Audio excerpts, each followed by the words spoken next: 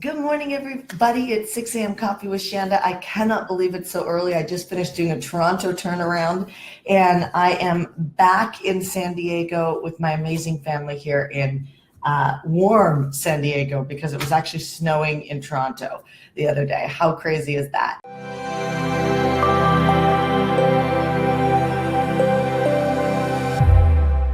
Anyway, it feels a little bit like a whirlwind because I got on a plane, I took off, I flew to Toronto, I worked, fell asleep, did 3 talks, flew back, went to the La Jolla Caves with my family, then went to the beach and hung out on the beach with a big old chair. I passed out. I actually think I got a little bit of sunburn. It looks worse on here than it actually is. But I passed out on the beach, and my family played and ran into a little boy from my son's school. And it was just such a perfect example of when you let go of resistance and you just surrender into the work that you have and connected to the vision that you want to create. I think sometimes we have these visions, but then when the work shows up, it feels like I got to do all the work, right? And so the shift is how can you actually really, oh, here comes my little guy. Got up early this morning. I want to talk to you about how to forgive yourself without losing your edge, because sometimes, hey, Zachers, you got up early this morning, baby. Come here. Sometimes when we're working on something that really matters to us, not sometimes, eventually if you have a blessing, come here, then work is going to come into play, which means that a lot of times, hi, baby. Which means that a lot of times we pray and we wish so hard for these amazing businesses and these companies or a marriage or a relationship to come into our life. And then what happens is we start to complain about it when there's work involved. And that's about really learning the art of forgiveness, in my opinion, because I'm going to show you this. I'm going to unpack this for you. Hopefully Zach will let me talk, but I'll unpack this for you a little bit more so that you understand what I mean. So I'm going to start on, there's 3 steps to this, but I'm going to start on the 3rd step and go backwards. And that is, first of all, who are you to other people behind closed doors or on the internet? Are you someone who leaves comments that are rude or mean? Hopefully not, because you don't know what's happening on the other side when you have a judgment call on someone. What I mean by that is, look at how you are even with the people that you love. That's like your biggest transformational piece. It's one thing to be nice to people you don't know, but who are you to the people that you do know and that you absolutely love behind closed doors? So a really big piece on learning how to forgive yourself, which the reason why this is so important is because you'll never release the resistance to work. Like you'll never release the resistance to work unless you can find a way to forgive yourself, which I recommend that you actually look at how are you showing up for other people, right? So do you have like an edge to you that you're like, this person drives me nuts? Or like, for instance, I just bought a program with a woman, and it's like got an eating component to it, and it's about eating with your cycles. And so, sorry, men, us ladies and our cycles, and it's about eating for your cycles. And I want to do it so bad, and it was like perfect timing last week. And so I signed up for this program. I paid, I think, $600 or $700, and I cannot get into their system. Like, I have talked to customer support. I have talked to this woman's assistant. I have emailed back and forth, and they've all been so nice, right? But they keep thinking they've reset it or they've connected me back up, and I can't get into this system. So now I'm actually past the part of the reason why I purchased the program in the first place. And tell me if you can relate to this, just comment. And I'm past the point of eating with the cycle or your cycle that I need it to be, which means I have to wait like an entirely another month to do this. And so it's a little frustrating. But how do you treat somebody in a moment like that? Now, I had these shameful thoughts that I was like, just cancel me from this stupid thing. And, I wanted to be a bitch, right? Sorry, Zachers. But I did. I wanted to be that bitch and just get really entitled and grumpy and tell them to cancel me. I'm proud to say not once have I been rude to them on the other side.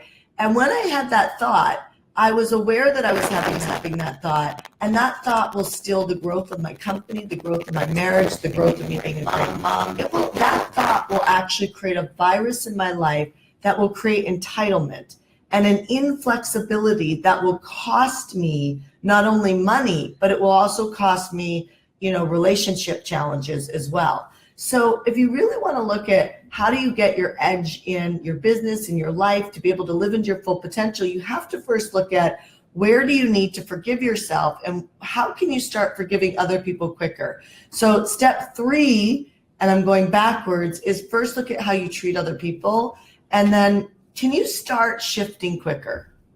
Could you start shifting quicker? Let go of a little bit more entitlement.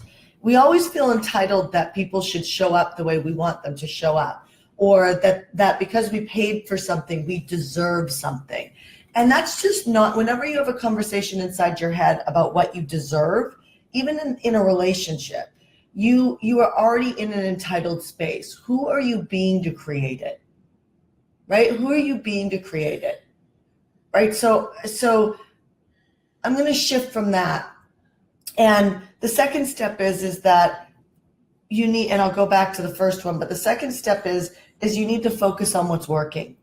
You're not going to have the bandwidth to be able to stay in this stable state of mind of forgiveness on a regular basis, because trust me, you're going to have to forgive people constantly and forgive yourself constantly. And the second step is is paying attention to what's working. So I know things are working in your life. They're working somewhere. You're doing something right. You're doing something good. It's working. Are you being great with your eating? Are you being great with being a mom, a dad? Are you being a great friend to somebody right now? Are you volunteering and you're being phenomenal at that? What is working in your life? What is working in the areas that you're struggling in, right? You can even find things that are working in the areas that you're struggling in.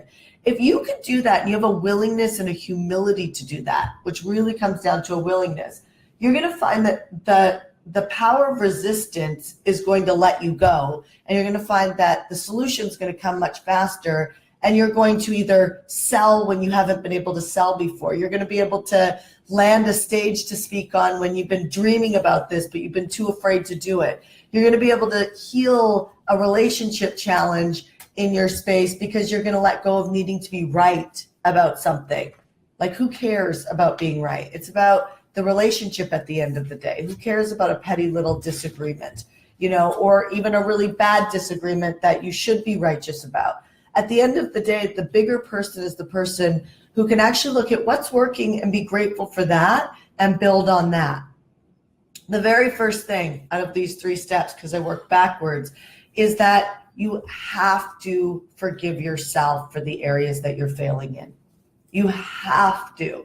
So if I go back the other way and you start with forgive yourself, but sometimes people can't start there.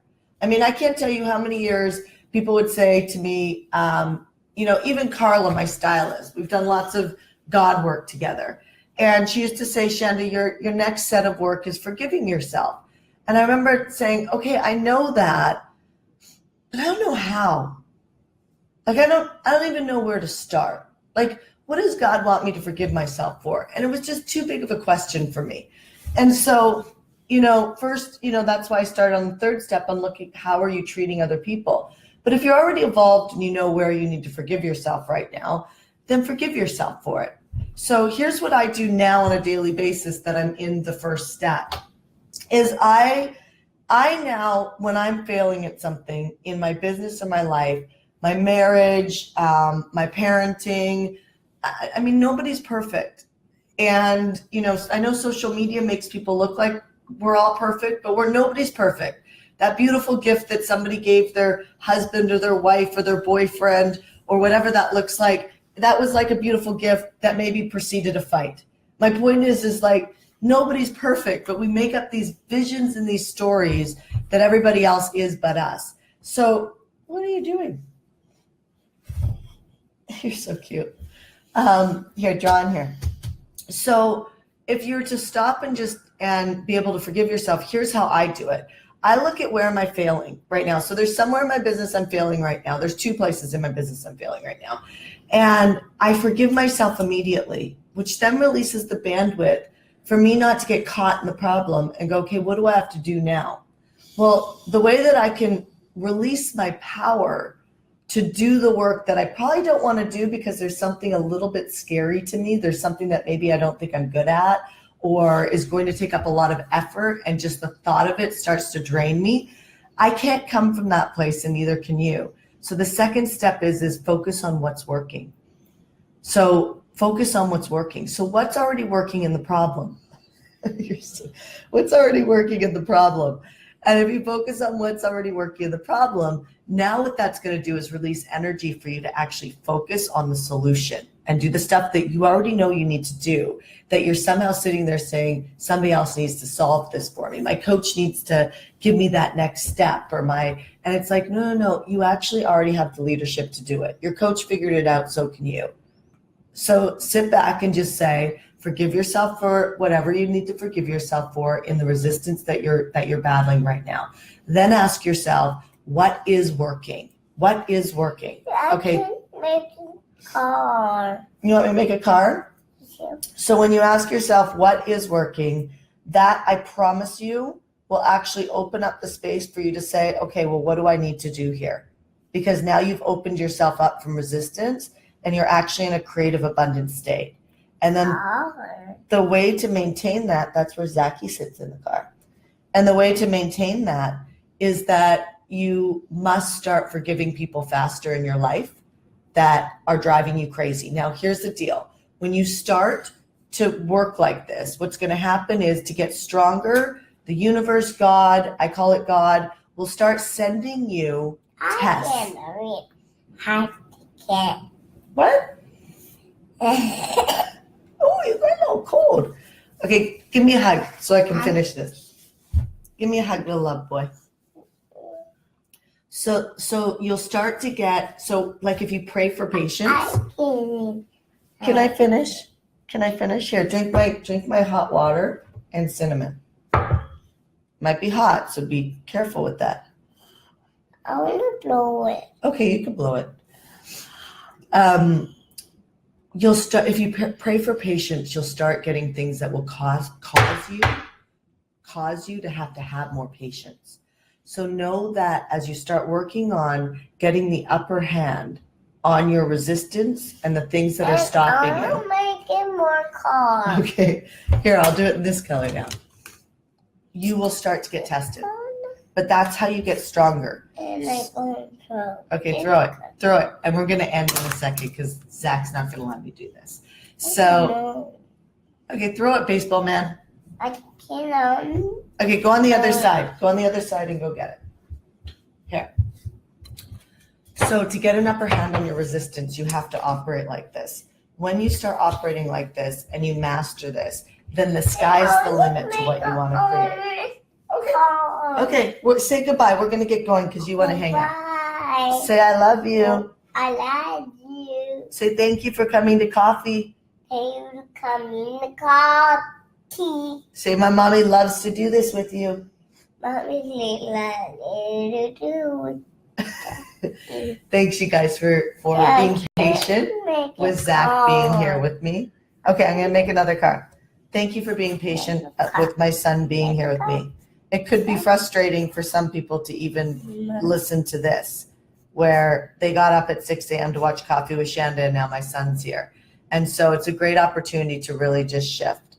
So I hope Coffee with Shanda was worthwhile you getting up this morning. I'm going to end 5 minutes early so that you can go off on your day. This week's theme is around how to actually become more productive and get the results that you want.